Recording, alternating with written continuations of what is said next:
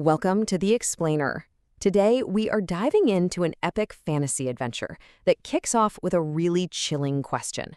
What happens when the hero is forced to become the villain? Yeah, just think about that for a second. That's the terrifying idea at the very heart of this story. So, let's get right into it and meet our hero. All right, so our hero's name is Hatim, a noble guy, right? But here's the thing. When our story starts, he is anything but a hero. He's basically a puppet, completely captured and controlled by this really powerful, really evil force. Turns out, he was forced to drink this cursed potion by an evil sorceress, and it just completely shattered his free will. He's been twisted into this loyal servant for the exact same enemies he once swore he'd destroy. And you can just see the awful conflict right here. I mean, his whole purpose, his sacred duty, is to protect innocent people, especially his ally, Princess Jasmine. But that's been warped into this absolutely horrific command. He's the one who now has to sacrifice her.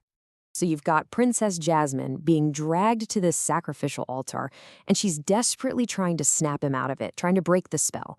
But Hatim, he's just completely gone, totally unresponsive, stone-faced, as he gets ordered to be the one to actually perform the ritual himself.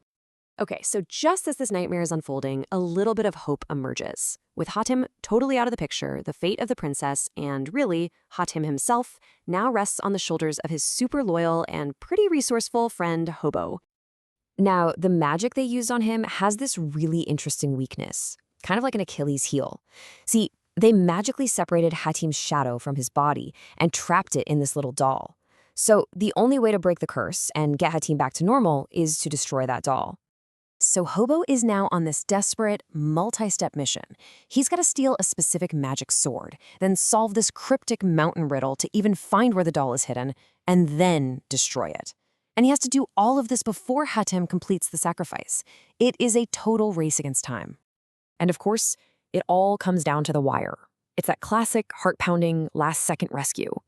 Hobo figures out the riddle, finds the doll behind this magic barrier, and just smashes it. And in that exact instant, Hatim's shadow flies out of the broken doll and right back into his body, stopping him literally moments before he makes this terrible, tragic mistake. So, with his mind restored, Hatim is back. He gets what almost happened, and you better believe he has a score to settle with the tyrant who set this whole thing up. And that leads to this fierce battle inside the tyrant's lair. It's a long, tough fight, but Hatim finally corners the defeated Ajlaf. And of course, now that he's stripped of his power, he's pathetically begging for his life. But Hatim, his sense of justice is rock solid. He has zero mercy for a tyrant who never showed any to his own people. So with one final blow, he ends Ajlav's evil reign for good. Now, with the tyrant gone, a grateful ally emerges. It's a genie who was imprisoned by Ajlaf, and now he's free. To say thanks, he gives Hatim this awesome magical flying carpet, which is about to carry him toward an even bigger challenge. You know how these things go. Just as one adventure ends, a far more sinister one is just beginning. That magic carpet takes our heroes to a brand new land, one that's just shrouded in fear. So Hatim and Hobo get there and find this village that is just paralyzed by fear. They find out about this beautiful but incredibly cruel queen named Zalima. Apparently, she raids their homes and kidnaps young women, and they're never seen again. Hatim, being the hero he is, immediately vows to figure out what's going on.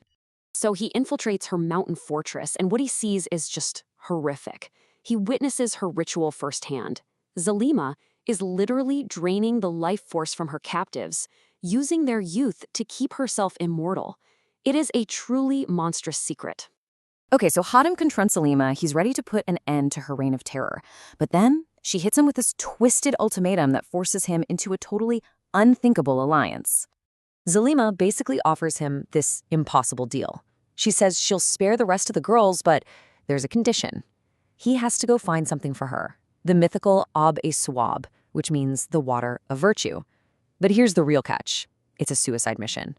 No one who has ever gone looking for it has ever come back. Ever.